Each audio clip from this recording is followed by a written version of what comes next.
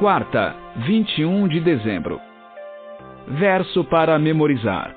É necessário que todos nós compareçamos diante do tribunal de Cristo, para que cada um receba segundo o bem ou o mal que tiver feito por meio do corpo.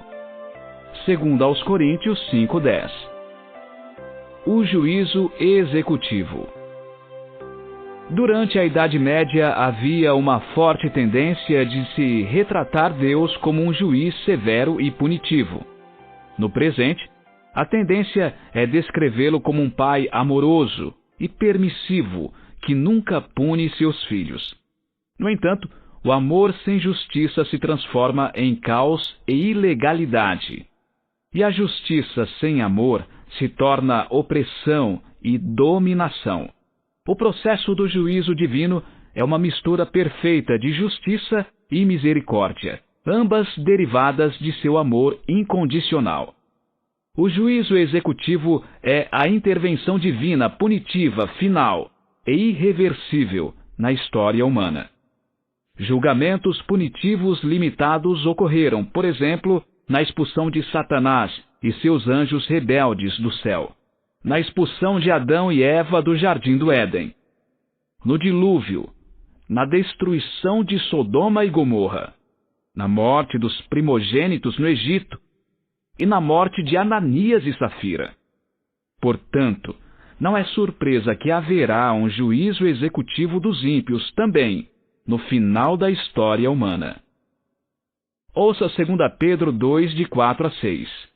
Pois Deus não poupou anjos quando pecaram, mas lançando-os no inferno, prendeu-os com correntes de escuridão, reservando-os para o juízo. E ele não poupou o mundo antigo, mas preservou Noé, pregador da justiça, e mais 7 pessoas, quando fez vir o dilúvio sobre o mundo de ímpios. E reduzindo a cinzas a cidade de Sodoma e Gomorra, condenou-as à ruína completa, tendo-as posto como exemplo do que viria a acontecer com os que vivessem impiamente. 2 Pedro 3, de 10 a 13. Porém o dia do Senhor virá como um ladrão.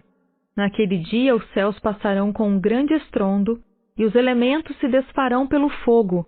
Também a terra e as obras que nela existem desaparecerão. Uma vez que tudo será assim desfeito, vocês devem ser pessoas que vivem de maneira santa e piedosa, esperando e apressando a vinda do dia de Deus. Por causa desse dia, os céus incendiados serão desfeitos, e os elementos se derreterão pelo calor.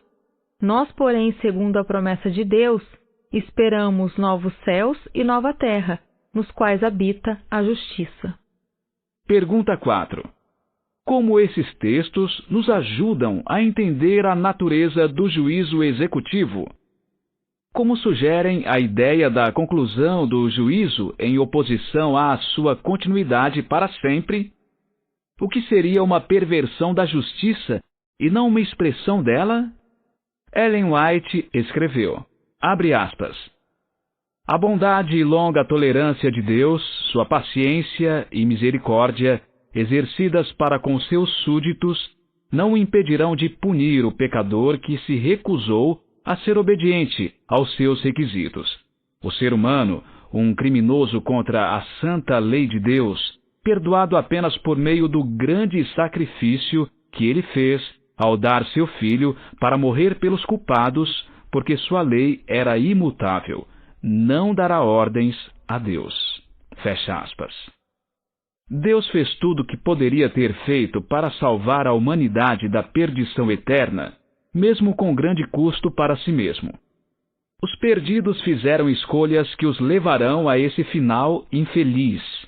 A ideia de que o juízo sobre os perdidos, mesmo a aniquilação destes, em oposição ao tormento eterno, vai contra o caráter de um Deus amoroso, é errada. É o amor de Deus, e o amor de Deus somente, que também exige justiça. O que a própria cruz nos ensina sobre o que Deus estava disposto a fazer para salvar?